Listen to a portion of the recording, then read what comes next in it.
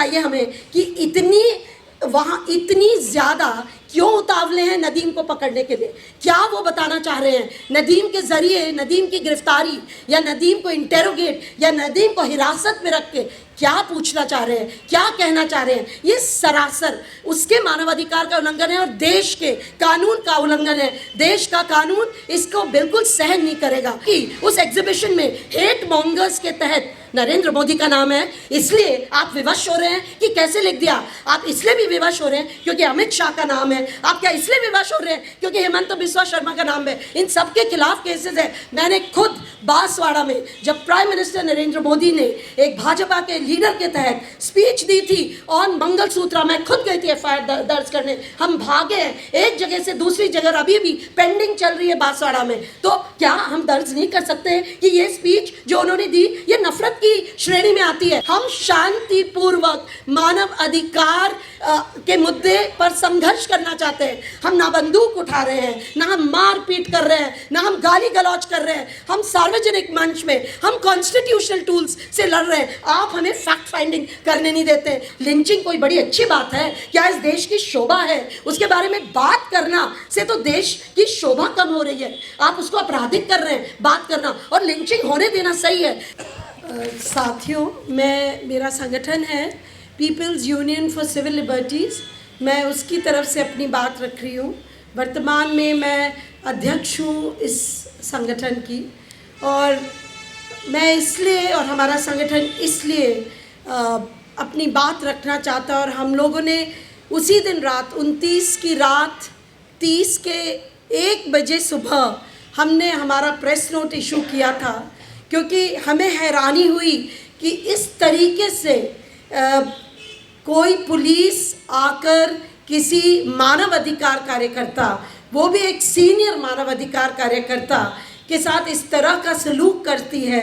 आपको समझना होगा कि कागज़ एक नहीं और 5 बजे से 10:30 बजे तक बैठे हुए हैं।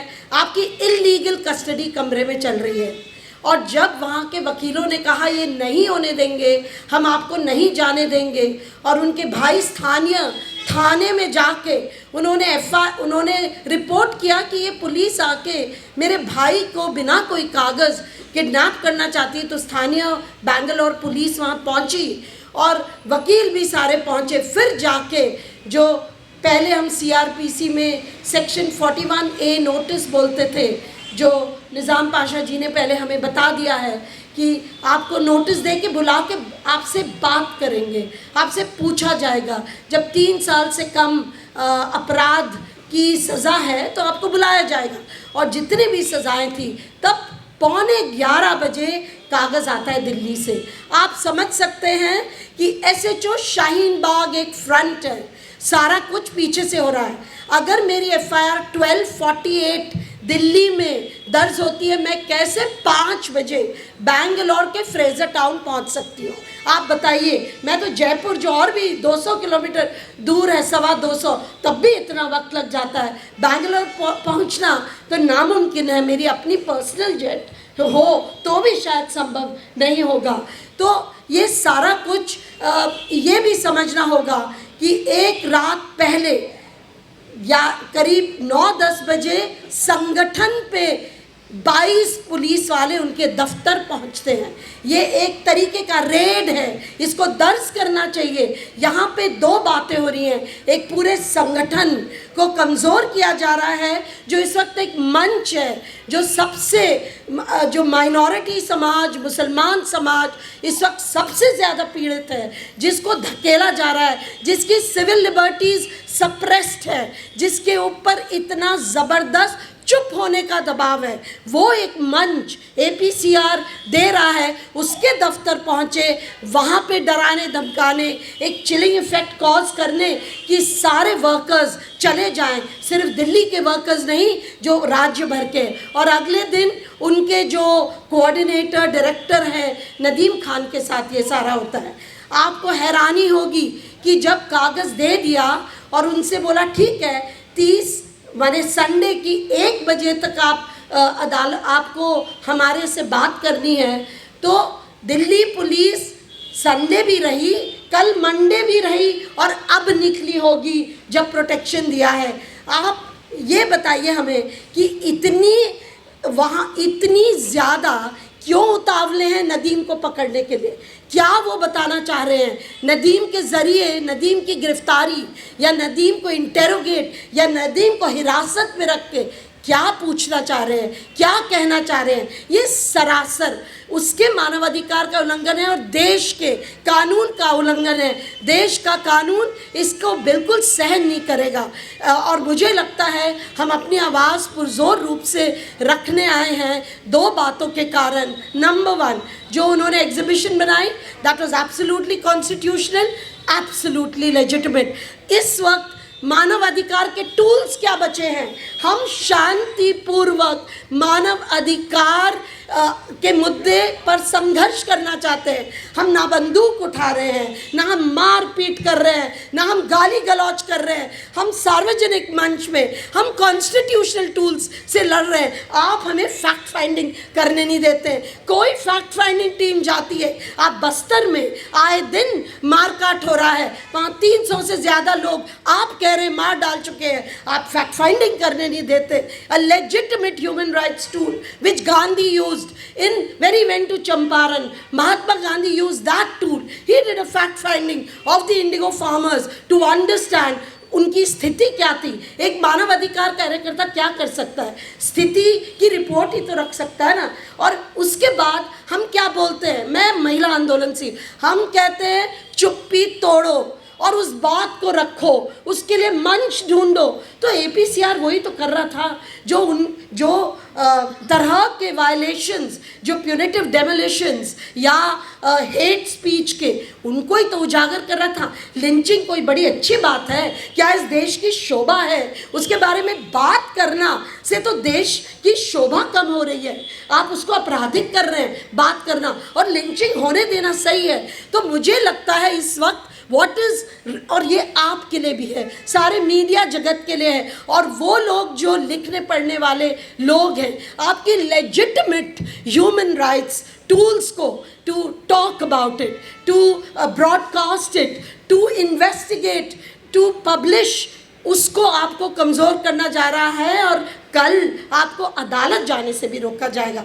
वो कहेंगे अदालत में आपने ऐसी करते ही हैं। अदालत में जितना इंटिमिडेशन आजकल हो रहा है, हमारे साथी लोग लगातार बता रहे हैं। तो PUCL का क्लियर मानना है कि मानव अधिकार कार्यकर्ता और मानव अधिकार संगठन, एक सिविल लिबर्टीज़ ऑर्गेनाइजेशन, एक सिविल राइट्स ऑर्गेनाइजेशन के साथ आप इस तरीके का बिल्कुल खिलवाड़ नहीं कर सकते हैं। आप उनको आपराधिक कृत्य में नहीं रख सकते हैं। हमारे PUCL के वाइस प्रेसिडेंट शायद पहली गिरफ्तारी for dissent, for exposing what the state was doing 2007 में सल्वा जुडूम को एक्सपोज करने की पहली report, when the state makes war on its own people, और विनायक सेन की गिरफ्तारी 2007 में हुई। मुझे लगता है हमने उसको सहा है, उस नाइंसाफ़ी को सही है। विनायक सेन के बाद सीमा आज़ाद और उसके बाद सुधा भारद्वाज, स्टैन स्वामी, हम लगातार सह रहे हैं इस चीज़ को।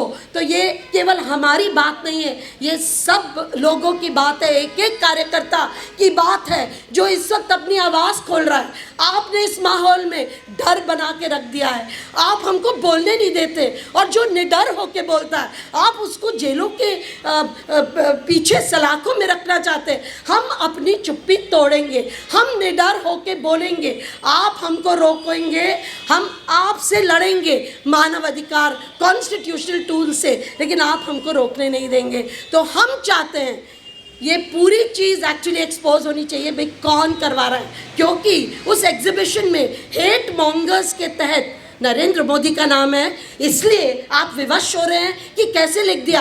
आप इसलिए भी विवश हो रहे हैं क्योंकि अमित शाह का नाम है। आप क्या इसलिए विवश हो रहे हैं क्योंकि हेमंत बिस्वा शर्मा का नाम है। इन सब के खिलाफ केसेस है। मैंने खुद बांसवाड़ा में जब प्राइम मिनिस्टर नरेंद्र मोदी ने एक भाजपा के लीडर के तहत स्पीच दी थी ऑन मंगलसूत्रा, मैं खुद गई थी FIR दर्ज करने। हम भागे हैं एक जगह से दूसरी जगह, अभी भी पेंडिंग चल रही है बांसवाड़ा में। तो क्या हम दर्ज नहीं कर सकते कि ये स्पीच जो उन्होंने दी ये नफरत की श्रेणी में आती है, तो क्या हम लिखेंगे नहीं? क्या हम उसको बताएंगे नहीं? क्या PUCL अपने क्रॉनिकल से, अपने इतिहास से गायब कर ले वो पत्र, वो सारे पत्राचार कि हमने प्राइम मिनिस्टर नरेंद्र मोदी की बांसवाड़ा की स्पीच को लेके हमने सवाल खड़े करे?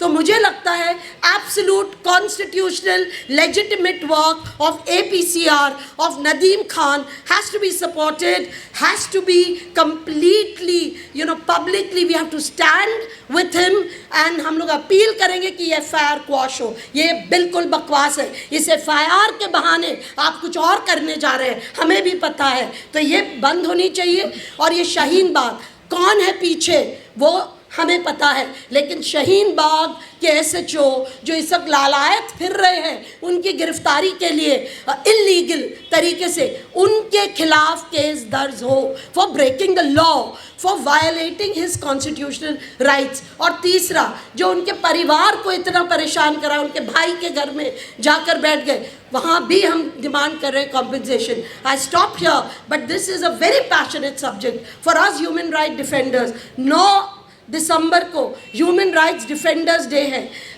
1998 में डिक्लेरेशन हुआ, हमारी कंट्री ने भी साइन किया कि सारे देशों के मानवाधिकार संरक्षकों की संरक्षण हम राज्य करेगा, संरक्षण काम करने के लिए स्पेस देगा। और वो देख लीजिए कितने वर्ष हो गए हैं, I think it's going to be 34 years, और हम लोग कहाँ पे खड़े हैं। हम दोबारा से मानवाधिकार कार्यकर्ताओं को जेलों में भेजना चाहते हैं। India is violating international law. तो हम लोगों ने कल एक नेशनल कॉल दिया है कि 9 दिसंबर को जो मानवाधिकार संरक्षण दिवस, अंतर्राष्ट्रीय मानवाधिकार संरक्षण दिवस है, हम उस दिन नदीम के लिए, ज़ुबैर के लिए और अन्य कार्यकर्ताओं जिनके ऊपर हमले हो रहे हैं राज के, जिनके राइट सप्रेस कर रहे हैं, उनके विरोध में हम खड़े होंगे। और हम आँख से आँख मिला के राज्य को बोलना चाहेंगे, सरकारों को बोलना चाहेंगे, आप हमारे सिविल लिबर्टीज़ को नहीं छीन सकते। धन्यवाद। I am sorry I took too much.